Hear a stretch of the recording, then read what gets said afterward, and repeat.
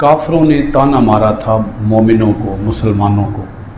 वो ताना ये था कि शिर्क जीत गया है, तौहीद हार गई है। शिर्क की जीत और तौहीद की हार, और ये उन्होंने नतीजा निकाला था ईरान की जीत से और रूम की हार से। कि देख लो, रूम हार गया है, ईरान जीत गया है। ईरान के अंदर मजूसी थे, रूम के अंदर ईसाई थे। तो देख लो, मजूसी जीत गए हैं, ईसाई हार गए हैं। शिर्क करने वाले जीत गए हैं, तौहीद पर ईमान रखने वाले हार गए हैं। ये उन्होंने नतीजा अख़ज़ किया इस हार और जीत से, और ये नतीजा अख़ज़ करके उन्होंने अहले ईमान को ताना मारा, और ताना ये मारा कि शिर्क सच्चा है, तौहीद झूठी है। अल्लाह ताला ने इसके कई जवाबात दिए। एक तो जवाब ये दिया कि अनकरीब एक और जंग होगी, और उस जंग के अंदर रूम जीत जाएगा, ईरान हार जाएगा। एक तो अल्लाह पाक ने जवाब ये दिया। अभी हम जो आयत मुबारका शुरू कर रहे हैं, सूरतुर रूम की आयत नंबर 7, अल्लाह पाक ने यहाँ भी उसी सवाल का जवाब दिया है। ताना मारा था काफरों ने। अल्लाह ताला ने काफरों के अंदर की हालत को बयान फरमाया यअलमूना ज़ाहिरम मिनल हयातिद दुनिया वहुम अनिल आखिरति हुम गाफिलून। कि ये काफर जो हैं, ये दुनियावी ज़िंदगी को ज़ाहिरी तौर पर जानते हैं और आखिरत से बिल्कुल गाफिल हैं। यालमूना जानते हैं, ज़ाहिरन ज़ाहिरी तौर पर, मिनल हयात दुनिया दुनियावी ज़िंदगी को, वहुम और वो, अनिल आखिरती आखिरत से, हम वो, गाफिलून बिल्कुल बेखबर हैं। आखिरत से तो वो बिल्कुल बेखबर ही हैं, बिल्कुल नावाकिफ़ हैं, जाहिल हैं। उन्हें आखिरत का तो कोई पता ही नहीं है। पता सिर्फ़ किसका है? दुनियावी ज़िंदगी का, और वो भी पता किस हद तक है? ज़ाहिरी हद तक। अल्लाह ताला ने काफरों की इस हालत को बयान इसलिए फ़रमाया है, अल्लाह पाक ने बयान इसलिए फ़रमाया है कि ए सहाबाए किराम, तुम काफरों के इस ताने पर कोई गम महसूस न करो, अपने आप को सदमे की तरफ लेके ना जाओ, अपने आप को दुख की तरफ लेके ना जाओ। इन काफरों के ताने की क्या हैसियत है? इन काफरों के इस ताने की कि देख लो, ईरानी जीत गए, रूमी हार गए, और आग की पूजा करने वाले वो सच्चे हैं, और अल्लाह को एक मानने वाले वो झूठे हैं। इनके इस ताने की कोई फिक्र ना करो। क्यों? जानते कुछ नहीं है। वो बंदा जो जानता हो वो ताना मारे तो उसके ताने का कोई असर भी लेना चाहिए। एक बिल्कुल जाहिल आदमी ताना मारे तो उसके ताने की क्या परवाह है ही जाहिल, बेइल्म है। और जो ये नतीजा अखज़ कर रहे हैं, ये कुफ़ार ये नतीजा अखज़ कर रहे हैं कि रूम वाले हार गए, ईरान वाले जीत गए, तो इस फतह और शिकस्त से ये नतीजा अखज़ कर रहे हैं कि आग के पुजारी ये सच्चे हैं। तो इनके इस नतीजे की क्या हैसियत है? नतीजा तो वो शख्स निकाले, और उस शख्स का नतीजा दुरुस्त हो सकता है जो दुनिया को भी जानता हो, आखिरत को भी जानता हो। उसका नतीजा बोले क्या होगा? दुरुस्त होगा, सही होगा, काबिल तस्लीम होगा। उसका असर भी लेना चाहिए उसके नतीजे का, जो दुनिया को भी जानता हो, आखिरत को भी जानता हो।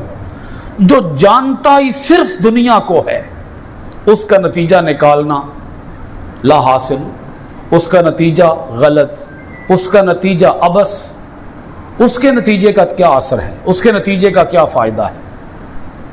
वो रिज़ल्ट निकाल कैसे सकता है? रिज़ल्ट निकाले वो, यानी इस वाक़े से कोई भी वाक़या हो जाए तो उस वाक़े का रिज़ल्ट क्या आएगा, उस वाक़े से क्या पहलू निकल रहा है, उस वाक़े से क्या असरात मिल रहे हैं, तो वो नतीजा वो निकाल सकता है जो दुनिया का भी आलिम हो और जो आखिरत का भी आलिम हो। ये तो जानता ही सिर्फ दुनिया को है बस।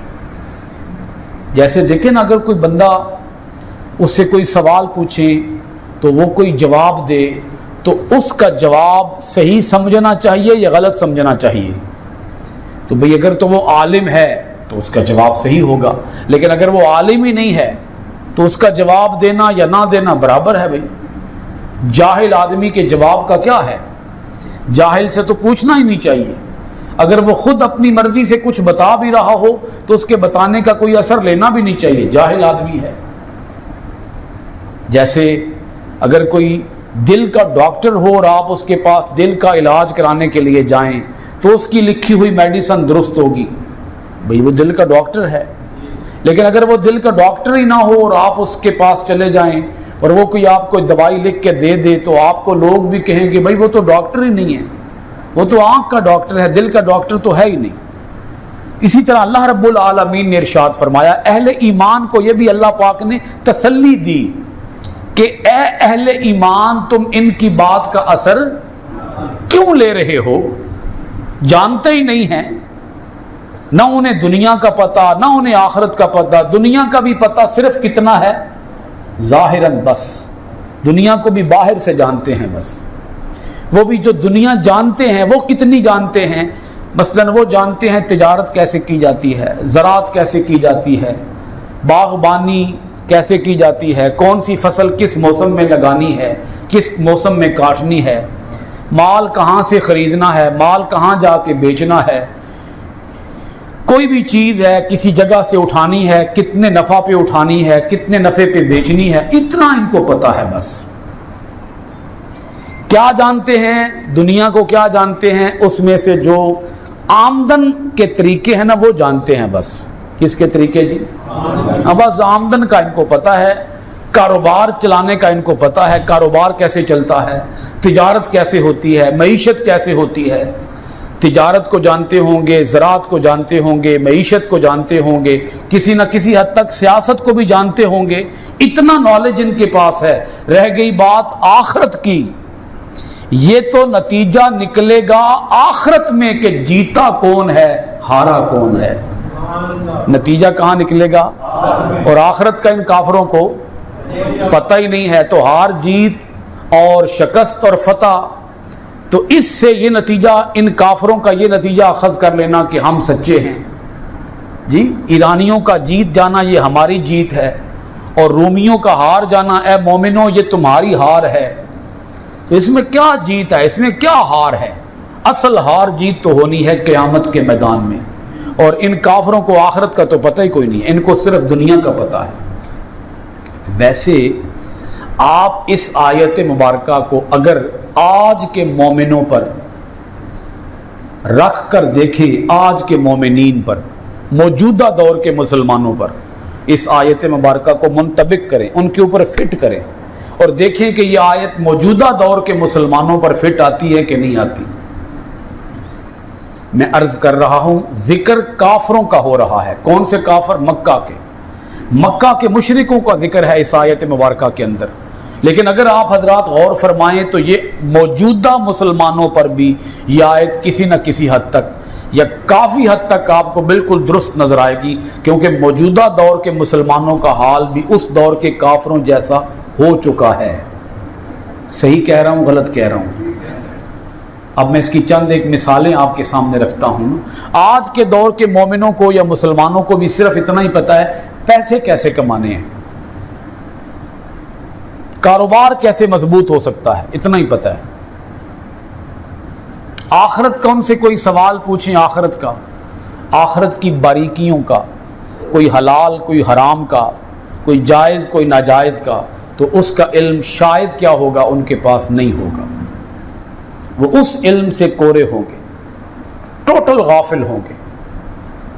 مثلا ایک بندے کو آپ کہہ لیں اگر ایک زرگر ہے زرگر، تو اس کو سونے کی ایک ایک ماشی کا، وہ کیا بولتے ہیں اس کو، رتی، ماشا رتی جی، ہاں تولا، اور مکمل طور پہ ایسے تول لے گا ماشے کو، رتی کو، ہر سونے کی ایک ایک چیز کو، ایک ذرہ سا بھی ہوگا تو اس کا بھی وزن کر کے آپ کو دے دے گا۔ اور اس کو پتہ ہے کہ اس میں کتنی ملاوٹ ہے، کتنا کھوٹ ہے، کتنا اصل ہے، کتنا نقل ہے، یہ اس کو پتہ ہے۔ لیکن اسی صاحب سے اگر کوئی ضروری بات جو دین کی بہت ضروری بات ہے، مثلا اگر اس سے پوچھا جائے بھئی آپ یہ بتائیں بھئی غسل کے اندر فرائض کتنے ہیں، جو شاید اس سنیارے کو اتنا بھی پتہ نہیں ہوگا کہ غسل کے اندر فرائض کتنے ہیں، غسل واجب کب ہوتا ہے، غسل ٹوٹ کب جاتا ہے، اسے شاید ان میں سے کچھ مسائل کا علم نہ ہو۔ یعنی کہاں معیشت کا علم اور کہاں دین کا علم، تو دین کا علم بالکل زیرو، اور اپنی معیشت کا علم وہ 100%۔ یہاں سے آپ اندازہ کریں نا کہ کیا اس دور کے کافروں کا حال آج کے دور کے مومنوں، آج کے دور کے مومن جو ہیں وہ ان کا جو حال ہے یہی ان کا حال آج ہے کہ نہیں ہے؟ غور کریں اس بات پر۔ یعنی دنیا کی باریک سے باریک باتوں کا ہمیں علم ہوگا، لیکن دین کے بڑے موٹے موٹے مسئلے ان کا بھی ہمیں کوئی علم نہیں ہوگا، کیونکہ دین کو ہم نے نظر انداز کر دیا، دین کو ہم نے پیچھے ڈال دیا، دنیا کو ہم نے آگے رکھ لیا۔ اور دنیا ہے کیا؟ 50 سال 60 سال 70 سال ایک آدمی کی زندگی ہے۔ اگر میں یوں کہوں کہ ایک بلبلے سے بھی کم وقت ہے انسان کا دنیا میں۔ دنیا کی زندگی کتنی ہے؟ جیسے آتے ہوئے اذان ہوئی، جاتے ہوئے نماز، جیسے ایک اذان سے لے کر جماعت کے درمیان فاصلہ ہوتا ہے۔ بھائی کیا عرض کر رہا ہوں؟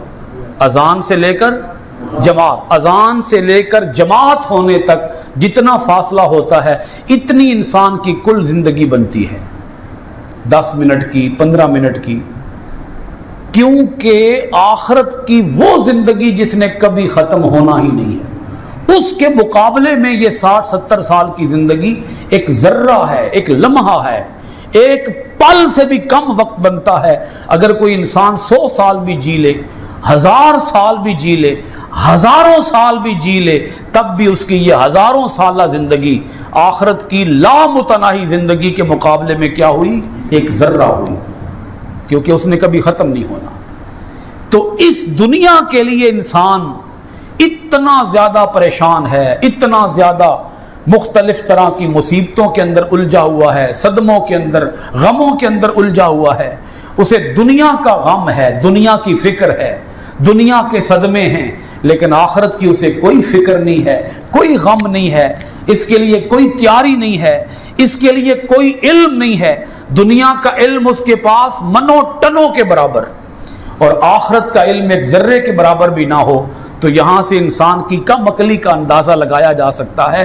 اللہ پاک نے بھی یہی بات سمجھائی ہے کہ اے مسلمانوں، ان کی بات کا تم اثر لے رہے ہو، ان کی بات کی کیا ویلیو ہے، ان کی بات کی کیا وقت ہے؟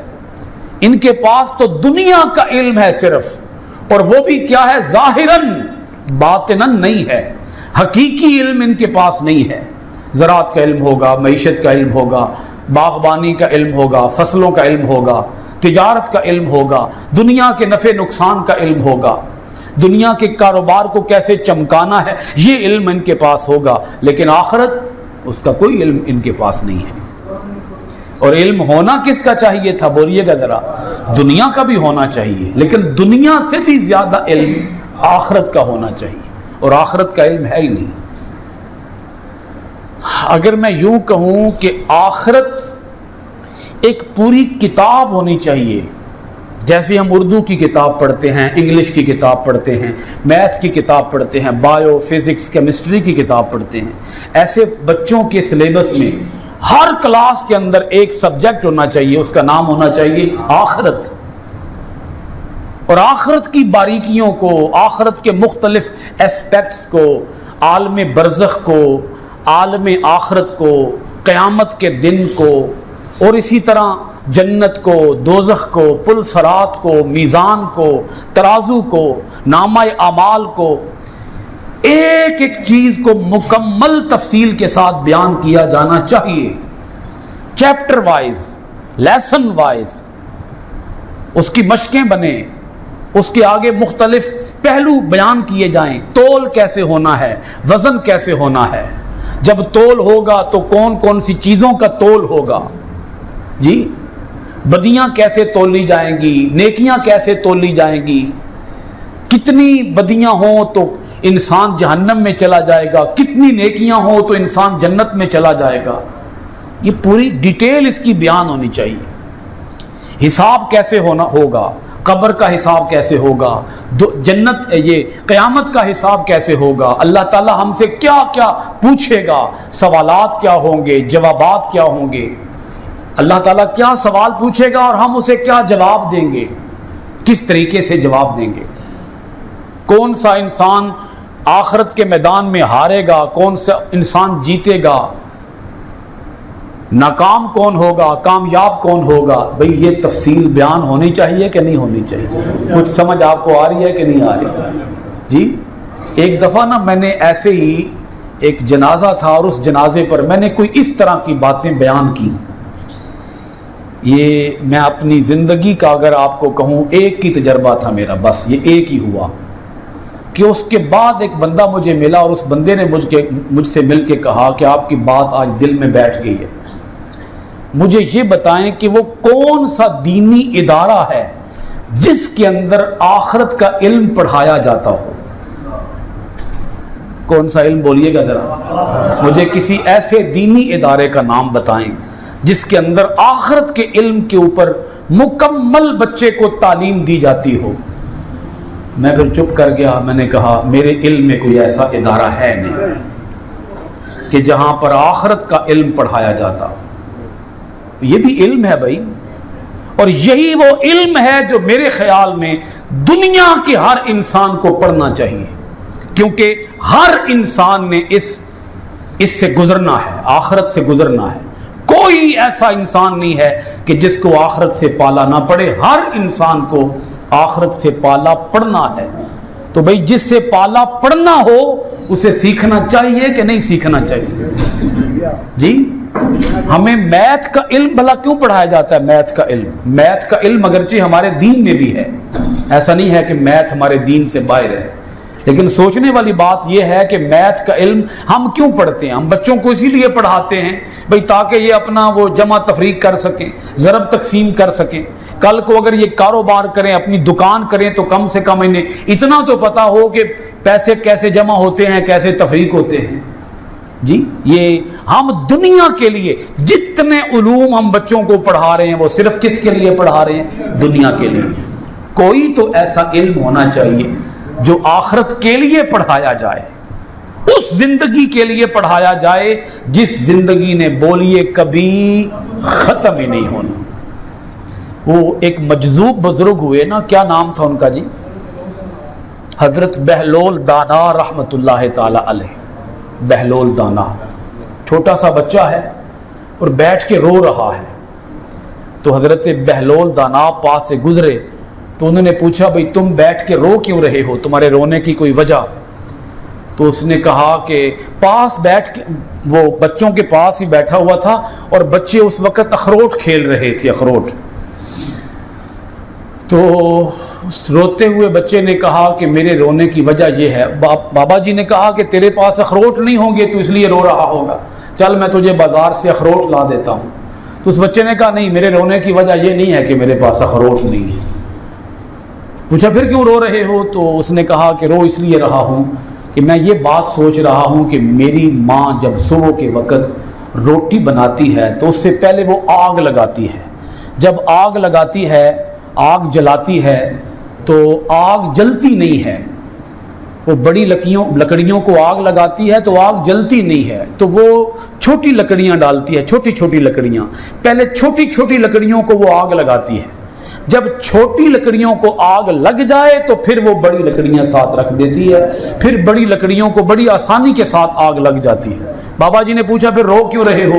تو اس نے کہا رو اس لیے رہا ہوں، میں یہ سوچ رہا ہوں کہ اگر بڑے بڑے کافروں کو اللہ تعالیٰ جب جہنم میں ڈالے گا، اب چھوٹا سا بچہ اس کا کتنا دماغ ہے جی، اس دماغ کے ساتھ وہ سوچ رہا ہے کہ اگر اللہ تعالیٰ نے بڑے بڑے کافروں کو آگ میں ڈالا اور انہیں آگ نہ لگی تو ہو سکتا ہے کہ اللہ تعالیٰ مجھ جیسے چھوٹے چھوٹے بچوں کو پہلے آگ لگائے گا، تو جب ہمیں آگ لگ جائے گی تو ہمارے ساتھ پھر بڑے کافروں کو رکھے گا تاکہ بڑے کافروں کو بھی آگ لگ جائے۔ تو حضرت بہلول دانا کی چیخ نکل گئی کہ اس بچے کے اوپر خوف خدا کا عالم کیا ہے، اتنی چھوٹی سی عمر کے اندر یہ کتنی بڑی بات سوچ رہا ہے۔